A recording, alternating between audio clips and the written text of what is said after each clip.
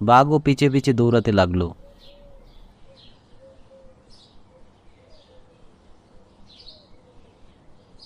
বাঘের হাত থেকে বেঁচে শিয়াল একটি গাছের পেছনে লুকালো।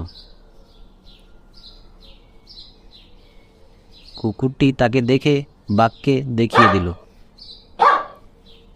শিয়াল আবার দৌড়াতে লাগলো।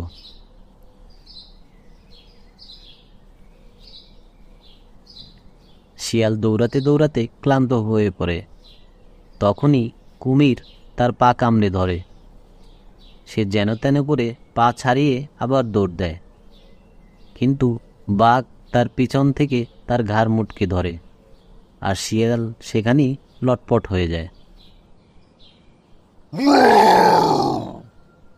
বন্ধুরা, এমন সুন্দর ভিডিও পেতে চ্যানেলটি সাবস্ক্রাইব